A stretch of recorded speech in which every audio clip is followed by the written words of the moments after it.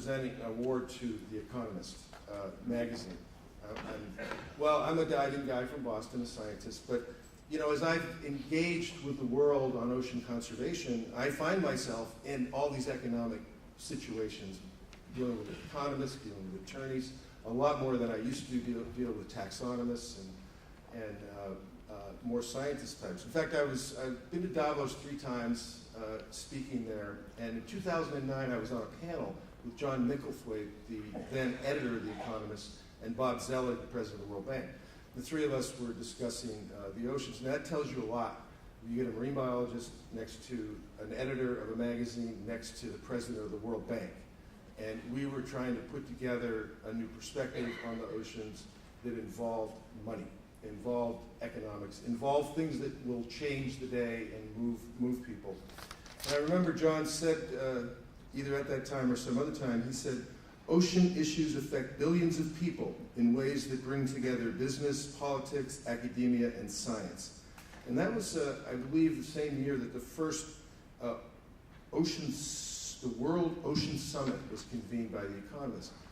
And that was a really bold, interesting move. And I remember all of us were like, The Economist, they're doing an ocean summit. We were fascinated, us in the ocean science community. But it brings me back to something that I know Peter would have also agreed, is that conservation is a team sport. And we need to get all the different players. And Prince Albert, you referred to that in your speech very clearly, that we need the different capacities of our society, the different specialities of our society, focused on this one issue of our time. And that's why I'm so pleased that The Economist has taken this on. And The Economist has become one of the most influential and impactful media outlets on the planet. It has been a leader in economic and political policy. And while many other journals and magazines have marginalized environmental coverage, The Economist instead has taken it on as a strategic topic area in general. And most notably, of course, with their coverage of the ocean and climate. As someone else mentioned, you can't talk about the oceans without thinking about the climate, because they're interconnected. The oceans are the thermostat, the regulator of our planet, and we're really messing with them. Here's just a couple of titles of articles that they've had over the last few years. Earth's northernmost sea is stirring. I love that.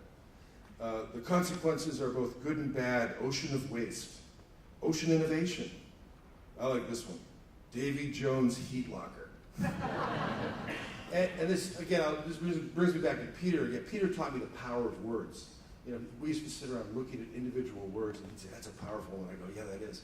And these titles are powerful, and I'm really pleased that the magazine has done this. Then they had a special issue back in 2009 called The Troubled Seas. So The Economist really deserves this. I'm really happy about it, and we're also extremely lucky that we've got Charles Goddard here tonight to receive it. But he's the guy behind a lot of this reporting and pushing the magazine, not pushing it, leading it in this direction. And we're really lucky to have him here tonight. And I'd like to invite him up on the stage to receive the 2015 Peter Benchley Award for Media.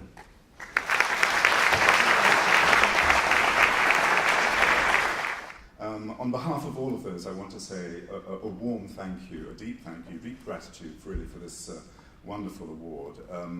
It's a surprise. It's a real delight to us. We had no idea, in fact, that the award existed until it was given to us, and it really is a wonderful honor and a wonderful surprise. So thank you very much indeed.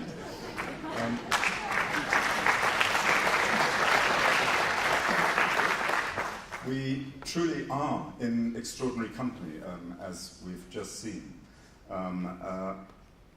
Today, my fellow awardees in the front row here, but also I think the many deserving, inspiring media that do extraordinary work on the oceans as well, and who are an inspiration for us too at The Economist. So why is The Economist concerned about the ocean? It began, as Greg said, with Troubled Seas in 2009, a special report that we wrote. That argued that human impact on the oceans was putting our largest and quite often, I would argue, our most underrated ecosystem in grave danger. It was the economic dimension of this problem, the tragedy of the commons, the perverse incentives, the huge market failures that were sitting in the ocean that I think interested us most when we decided to look at this. The Economist is in its sweet spot, John Micklethwaite, our former editor, noted, when it's bringing the tools of economics to pressing global policy problems, and the ocean certainly is one of those problems. Our next summit in June explores the so-called blue economy, just 3 weeks away. And I think there are undoubtedly new growth opportunities in the ocean, but at the same time, the science is warning us very clearly, I think, that business as usual could potentially be quite catastrophic. A blue economy of a different order, of a different shape, will be needed, I think, to restore a damaged ocean to health, and that's what we will be trying to understand and look at. From David,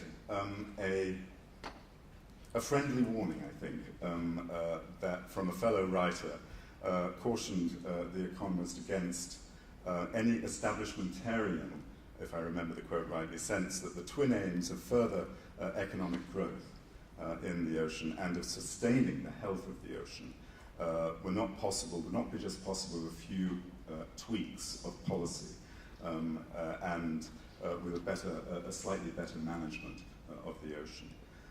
Let me be clear, David, and let me be clear here that acidification, pollution, overfishing, some of the key issues in the oceans that have just been mentioned, cannot be tackled by incremental measures alone. Changes to the way that we do things in the ocean must indeed run deep, and solutions must be bold, I think, and disruptive. Very natural place for The Economist to be, I hope. The Economist has been a campaigning newspaper, a disruptive campaigning newspaper for 170 years and more. We will, I think, continue to battle for a wider campaign for ocean awareness and be an advocate and hopefully a catalyst for change. It really isn't too late. The ocean is emerging, I think, as a global policy item finally.